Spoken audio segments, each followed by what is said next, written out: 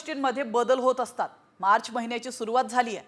पहिल्या तारखेपासून अनेक गोष्टींमध्ये झालेले हे बदल सर्वांच्याच दैनंदिन जीवनावर परिणाम करून जातात। एलपीजी सिलेंडरच्या किमती, बँकेच्या मुदत ठेवींवरील व्याजदरात बदल असे अनेक बदल करण्यात आले आहेत।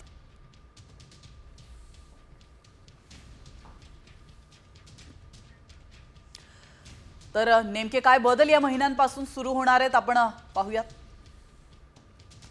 डीमॅट अकाउंट मध्ये आता 10 जणांची नावे जोडता येणार आहे।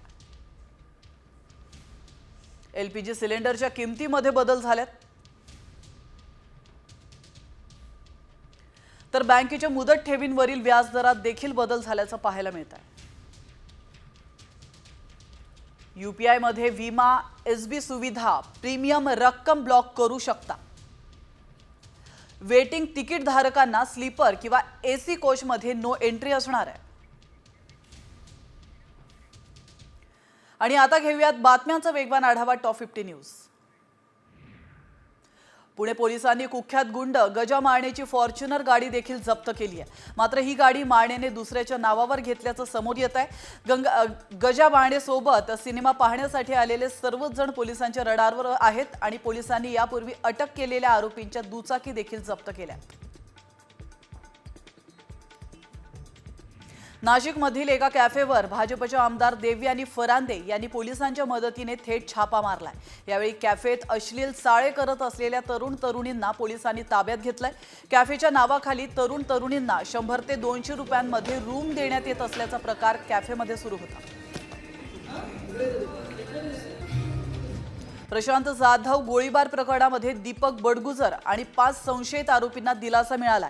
नाशिक पोलिसांनी बडगुजर यांच्यासह 5 जणांवर मकोका लावला होता, मात्र अपर पोलीस महासंचालकांनी मकोका लावण्यास परवानगी नाकारली आहे। दीपक बडगुजर हे ठाकरे सेनेचे जिल्हा प्रमुख सुधाकर बडगुजर यांचा मुलगा आहे। बुलढाण्यामध्ये स्वाभिमानी शेतकरी संघटनेने मराठीच्या मुद्द्यावर बँकेत गोंधळ घातला। मराठी न बोलता येणाऱ्या खामगावच्या बँक ऑफ बडोदाच्या मॅनेजरला त्यांनी धारेवर धरलाय।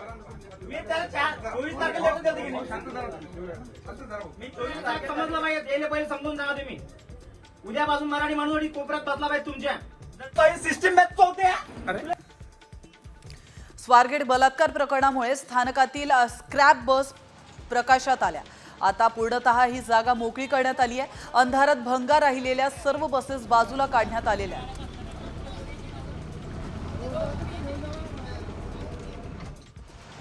स्वारगेट बस स्थानकातील बलात्कार घटनेच्या निषेधार्थ महिला जागर समिती आक्रमक झाली आहे। महिलांसाठी सुरक्षित समाज असणं हा त्यांचा संविधानिक अधिकार आहे। यावेळी महिला सुरक्षिततेची तिरडी काढून धरणं आंदोलन करण्यात आलंय।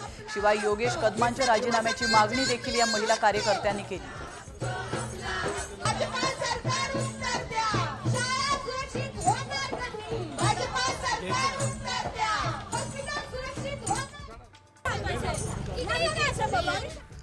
इतिहास अभ्यासक इंद्रजित सावंत यांची फॉरेन्सिक विभागाकडून तब्बल 7 तास चौकशी करण्यात आली आहे। प्रशांत कोरटकरने छत्रपती शिवाजी महाराजांच्या बद्दल केलेलं आक्षेपार्ह विधान आणि इंद्रजित सावंत यांना जीवे मारण्याची धमकी दिली होती। या प्रकरणी ही चौकशी करण्यात आली आहे। छत्रपती शिवाजी महाराजांबद्दल आक्षेपार्ह टिप्पणी करणारा प्रशांत कोरटकर गायब झाल्याची माहिती मिळते। कोल्हापूर नंतर आता नागपूर पोलिसांनी देखील कोरटकरच्या विरोधात गुन्हा दाखल केलाय। इतिहास अभ्यासक इंद्रजित सावंतांना फोनवरून शिवीगाळ आणि महापुरुषांबद्दल आक्षेपार्ह वक्तव्य केल्याचा आरोप प्रशांत कोरटकरवर आहे। नागपुरातील महाल परिसरामध्ये शिवप्रेमींनी आंदोलन केलंय। छत्रपती शिवाजी महाराजांबद्दल प्रशांत कोरटकर आणि सोलापूरकरांनी केलेल्या वक्तव्याचा निषेध नोंदवण्यात आलाय। छत्रपती शिवाजी महाराजांच्या पुतळ्याजवळ एकत्र येत जोरजोरात घोषणाबाजी करत हे आंदोलन करण्यात आलंय। उत्तराखंडमध्ये हिमस्खलन झालंय। यात 57 मजूर दबले गेले। यापैकी 32 जणांना वाचवण्यात यश आलंय, तर 25 जणांचा शोध सुरू आहे। सध्या बचाव कार्य थांबवलं गेलंय। अपने 4 बंदे अंदर कराओ और ऋषिकेश बद्रीनाथ महामार्ग पूर्णतः ठप्प झालाय। महामार्गावर पडलेल्या ढिगाऱ्यामुळे महामार्ग बंद झाल्याचं कळतंय। सततच्या पावसामुळे मार्गावर डोंगर खचतोय। काल रात्रीपासून कर्णप्रयाग जवळ जोरदार पाऊस कोसळत असल्याचं पाहायला मिळतंय। आणि आता एक महत्त्वाची बातमी आहे। नोकरदार वर्गासाठी ही बातमी महत्त्वाची आणि आनंदाची देखील आहे। पीएफ वरील व्याजदर हे 8.25% ठेवण्यात आलाय। या आधी व्याजदर 8.15% होतं, त्यानंतर आता व्याजदर 8.25% झालाय। गेल्या अनेक वर्षांपासून व्याजदरात वाढ केली जात होती, त्यामुळे सर्वसामान्यांना दिलासा मिळाला।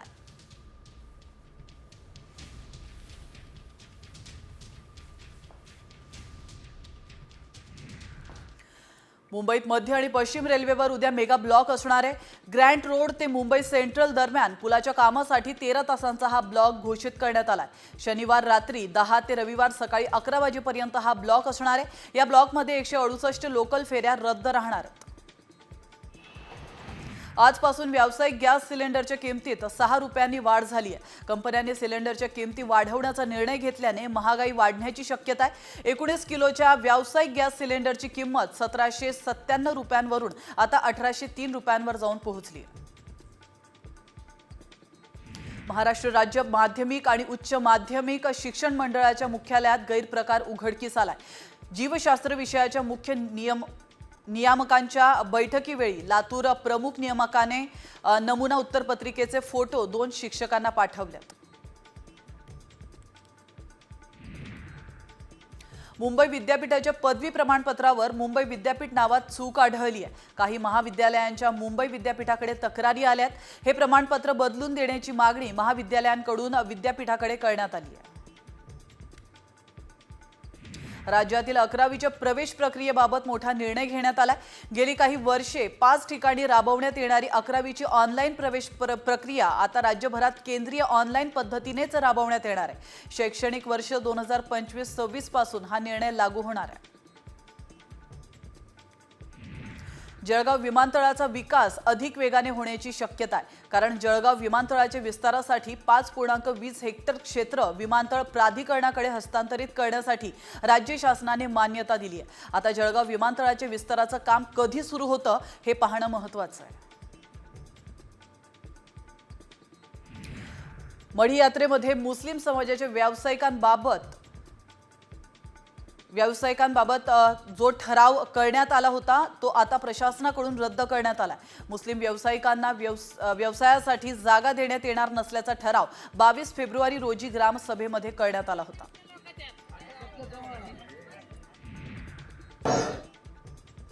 शनी भक्तांना केवळ ब्रँडेड कंपनीचे तेलच वाहण्यास परवानगी शनी शिंगणापुरात येणाऱ्या भाविकांना देण्यात आली आहे। या निर्णयाची आजपासून अंमलबजावणी होणार आहे। दुकानदारांनी प्रमाणित करण्याचे तेल विकण्याची सक्ती करण्यात आली। महाडचे ग्रामदैवत श्री वीरेश्वर महाराजांच्या छबिना उत्सवाला प्रारंभ झालाय।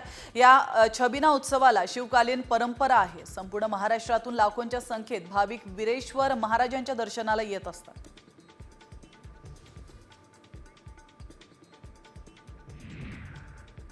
आणि आता एक महत्त्वाची बातमी, रखडलेल्या पालिका निवडणुका पावसाळ्यापूर्वी होणार असल्याची चर्चा सध्या राजकीय वर्तुळात सुरू आहे।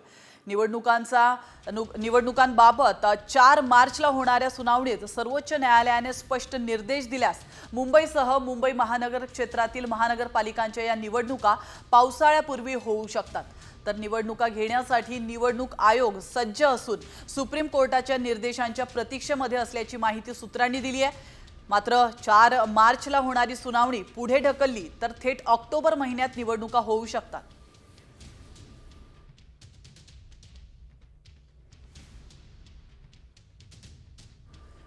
तर आपण पाहतोय महानगरपालिकांच्या निवडणुका पावसाळ्यापूर्वी होऊ शकतात। तर मुंबई, ठाणे आणि त्याचप्रमाणे कल्याण, डोंबिवली, भिवंडी, उल्हासनगर या देखील महानगरपालिकांचा समावेश यात आहे। मीरा भाईंदर, पनवेल, वसई आणि विरार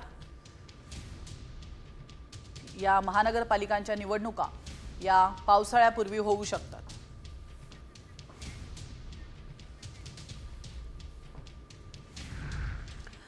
पुण्यात भारती विद्यापीठ परिसरामध्ये 10 गाड्यांची अज्ञाताने तोडफोड केली आहे। दहशत माजवण्यासाठी मंगलमूर्ती सहकारी गृह रचना मर्यादित सोसायटीत ही घटना घडली आहे। तर भारतनगर या ठिकाणी लाईट नसल्याचा फायदा घेत अज्ञात इसमाने 10 वाहनांची तोडफोड केल्याचं समोर येतं।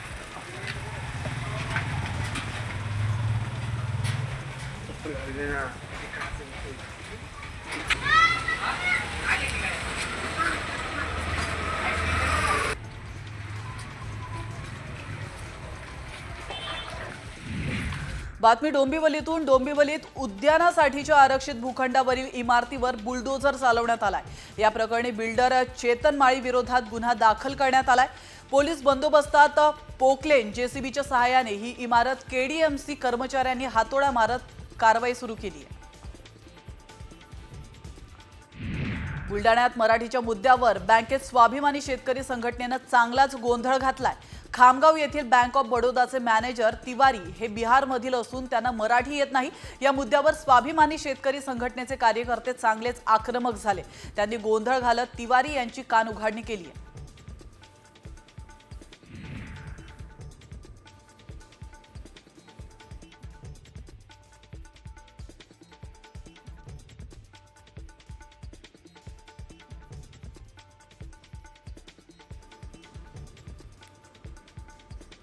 पुण्याच्या घोरपडीत कत्तलखान्याचा कचरा आणि दूषित पाणी घरांमध्ये शिरल्याने कोंढव्याचे रहिवासी त्रस्त झालेत। अस्वच्छता आणि दुर्गंधीमुळे आरोग्याच्या समस्या या ठिकाणी निर्माण होत आहेत। महाराष्ट्र प्रदूषण नियंत्रण मंडळ, पालिका आणि पंतप्रधान कार्यालयाकडे अनेक तक्रारी केल्या, मात्र कायमस्वरूपी उपाययोजना करत नसल्याचा आरोप ग्रामस्थांनी केला।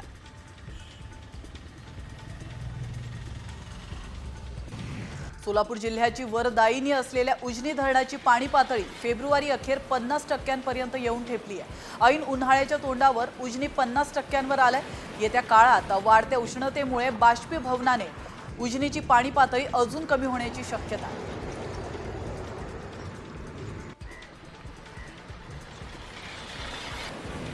बुलडाण्यातल्या खामगाव तालुक्यातील वजर या गावामध्ये 2 गटात काल राडा झाला होता। पोलिसांनी दोन्ही गटांची बैठक घेऊन हा वाद मिटवलाय। तर महापुरुषांच्या अनधिकृतरित्या बसवलेल्या पुतळ्यांबद्दल वाद निर्माण झाला होता। या ठिकाणी हाणामारी आणि दगडफेकही झाली होती। सध्या गावामध्ये शांतता असून कुठलाही अनुचित प्रकार घडला नाहीये। कोल्हापुरातील रिक्षांची भाडेवाढ आजपासून लागू करण्यात आली आहे। गेली 5 वर्षे रिक्षा चालकांकडून भाडेवाढ करण्याची मागणी करण्यात येत होती। अखेर ही मागणी प्रशासनाने मान्य केली आहे। प्रति किलोमीटर 3 रुपये अधिकचं भाडं आता कोल्हापूरकरांना मोजावं लागणार आहे। अमरावती जिल्ह्यातील मोजरी बस स्थानक आंबट शौकीनांचा अड्डा बनलाय। कारण बस स्थानक परिसरामध्ये कॉन्डम्सचा सडा आणि दारूच्या रिकाम्या बॉटल्स दिसून आल्यात। या प्रकरणी एसटी महामंडळ आणि पोलीस प्रशासनाच्या भूमिकेवर प्रश्नचिन्ह उपस्थित केला जातोय। सर्वसामान्यांचे गाऱ्हाणे ऐकण्यासाठी सांगलीच्या जिल्हाधिकाऱ्यांचं दालन आता खुलं झालंय। मुख्यमंत्री देवेंद्र फडणवीस यांनी प्रशासन आणि नागरिकांच्या संवादाच्या सूचना दिल्या होत्या। त्यानंतर सांगलीचे जिल्हाधिकारी अशोक काकडे सोमवार आणि शुक्रवार हे 2 दिवस आपलं दालन सर्वसामान्यांसाठी खुलं करणार आहेत। बीड जिल्ह्यात काम करण्यास पोलिसांनी नकार घंटा दर्शवली आहे। बीड नको, दुसरीकडे बदली करा असे विनंती अर्ज जिल्ह्यातील 172 पैकी 107 अधिकाऱ्यांनी केलेत। त्यात 29 पैकी 15 ठाणेदारांचाही समावेश आहे। तर मस्साजोग सरपंच हत्या प्रकरणासह इतर मुद्द्यांवरून ही बीड जिल्हा चर्चेत आला आहे। गेल्या वर्षभरात यवतमाळमध्ये 1.5 लाख वाहन चालकांनी वाहतुकीचे नियम मोडलेत। शिवाय या वाहन चालकांनी 6.5 कोटींचा दंड देखील थकवलाय। यावरून यवतमाळमधील वाहन चालकांना कारवाईची भीती नसून ते बिनधास्त असल्याचं दिसतंय। यवतमाळच्या टिपेश्वर अभयारण्यातून धाराशिवमध्ये आलेल्या वाघाला पकडण्यासाठी वन विभागाला मिळालेली मुदत आता संपली आहे। मात्र वाघ पकडण्यात वन विभाग सपशेल अपयशी ठरल्याचं पाहायला मिळतंय। 28 फेब्रुवारीला संपलेली मुदत वाढवण्याची मागणी वन विभागाकडून करण्यात आली आहे। मात्र पुन्हा मुदतवाढ मिळते का हे पाहणं महत्त्वाचं आहे। विदर्भात बर्ड फ्लूची एंट्री झाली आहे। वाशिमच्या कारंजामधल्या खेडा जिरापुरा या गावामध्ये बर्ड फ्लूमुळे 6,831 कोंबड्यांचा मृत्यू झालाय। अकोल्यातील प्रयोगशाळेनं मृत कोंबड्यांचे नमुने पुण्यातल्या लॅबमध्ये पाठवले होते। भोपाळमध्येही या नमुन्यांची तपासणी झाली आहे। त्यात कोंबड्यांचा मृत्यू बर्ड फ्लूने झाल्याचं निष्पन्न झालंय। लातूरच्या निलंगा तालुक्यातील हनुमंतवाडी मुगाव शिवारामध्ये जंगली रानडुकरांनी हैदोस घातलाय। शेतकरी हरिभाऊ रुबदेंच्या 3 एकर शेतातील नवीन लागवड केलेली केळीची बाग रानडुकरांनी रातोरात उद्ध्वस्त केली आहे। या जंगली रानडुकरांचा बंदोबस्त करून मदत करण्याची मागणी शेतकऱ्यांनी शासनाकडे केली आहे। हातकणंगले तालुक्यातील रामलिंग रोडवरील एका फॅक्टरीला आग लागली आहे। तर आळते इथल्या पत्रावळी तयार करणाऱ्या या फॅक्टरीला आग लागल्याचं कळतंय। आग विझवण्यासाठी अग्निशमन दलाच्या गाड्या घटनास्थळी पोहोचल्या।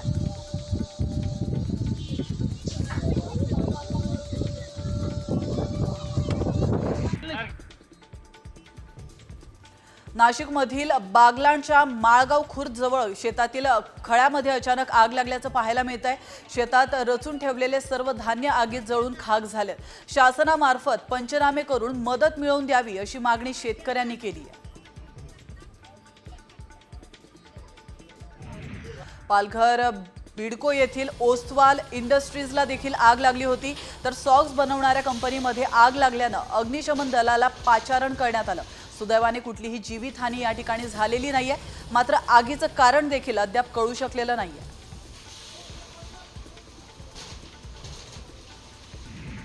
जळगावच्या एरंडोल तालुक्यात घरगुती वादातून बापाने आपल्या 22 वर्षांच्या तरुण मुलाची हत्या केली आहे। हत्येनंतर वडिलांनी आत्महत्या केली आहे। मुलगा रील स्टार होता। दारू पिऊन भांडण उकरून काढत असल्याने वडिलांनी हे पाऊल उचललंय। उल्वे या ठिकाणी खाडी पुलावर आढळलेल्या मृतदेहाची ओळख पटवून हत्येचा गुन्हा उघडकीस आणण्यात पोलिसांना यश आलंय। सचिन मोरे असं मृत इसमाचं नाव आहे। त्याच्या पत्नीनेच आपल्या अल्पवयीन मुलगा आणि मित्रांच्या सहाय्याने त्याची हत्या केल्याचं उघड झालंय।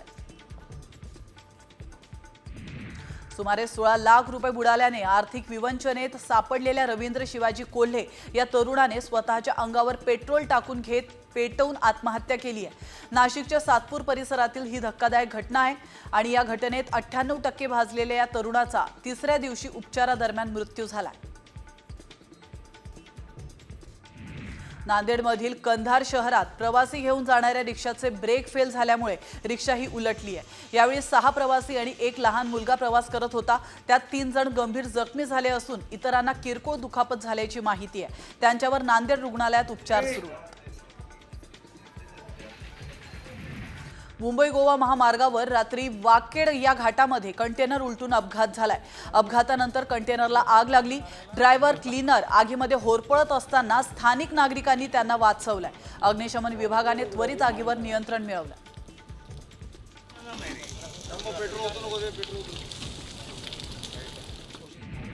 बातमी अंबरनाथमधून। अंबरनाथमध्ये हायवेवर रेसिंग करणाऱ्या 2 दुचाकींनी एका रिक्षाला धडक दिली आहे। यात रिक्षा उलटली आहे आणि रिक्षातील प्रवासी गंभीर जखमी झालाय।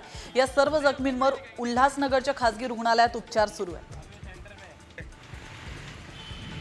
वाघोलीत गांजा विक्री आणि खरेदी करणाऱ्या चौघांना अटक करण्यात आली आहे। त्यांच्यावर NDPS कायद्याअंतर्गत गुन्हा दाखल करण्यात आलाय।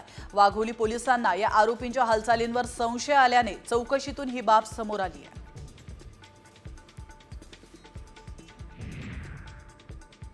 आणि आता तुमच्या आमच्यासाठी अतिशय महत्त्वाची बातमी आहे। तुम्ही मेथीची भाजी मिटक्या मारत खाताय तर सावधान, कारण तुमच्या ताटातल्या भाजीमुळे तुम्हाला जीवघेणा आजार देखील होऊ शकतो। आम्ही हे का सांगतोय? भाजी जीवघेणी कशी ठरू शकते जाणून घेऊयात या स्पेशल रिपोर्टमधून। तुम्ही खाताय डर्टी भाजी?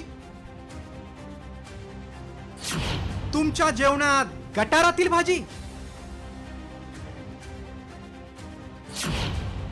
पालेभाज्या धुण्याचा किळसवाणा प्रकार? ताजी ताजी हिरवी भाजी मिळाली असं म्हणत तुम्ही खुश होत असाल तर हा व्हिडिओ पहा। काय की भाजी आहे? मेथी। मेथी? हां। अरे वाह। ले बेच रहा मेथी। किसका धंदा है? हा व्हिडिओ पाहून तुमच्या डोक्यात तिडी गेल्याशिवाय राहणार नाही, कारण तुम्ही भाजी विकत घेण्याआधी ती चक्क गटाराच्या पाण्यात धुतली जात असल्याचा किळसवाणा प्रकार उल्हासनगरच्या खेमाणी मार्केट परिसरातून समोर आलाय. भाजी धुण्याच्या या घाणेरड्या प्रकारामुळे गंभीर आजारी होऊ शकतात. ते अत्यंत चुकीचं आहे. त्याच्यामुळे जे ही भाजी वापरतात त्यांच्यामध्ये विविध प्रकारचे आजार पसरू शकतात, ज्यामध्ये जलजन्य आजार असतात. अतिसार हा एक महत्त्वाचा आजार असतो. कावीळसारखे प्रकार होऊ शकतात, जंताचे विकार होऊ शकतात, टायफॉइड फीवर किंवा रक्ताने संडासात पडणे म्हणजे बॅक्टेरियल डिसेंट्री वगैरे अशा प्रकारचे आजार त्यामुळे होऊ शकतात. निरोगी राहण्यासाठी आहारात हिरव्या भाज्यांचा वापर करण्याच्या नादात तुम्ही गंभीर आजाराचे बळी ठरू शकता. त्यामुळे तुम्ही खात असलेल्या भाज्या गटाराच्या पाण्यानं धुतल्या जात तर नाहीत ना, याची खबरदारी आता तुम्हालाच घ्यायला हवी. अजय दुधाणेसह ब्युरो रिपोर्ट, साम टीव्ही न्यूज.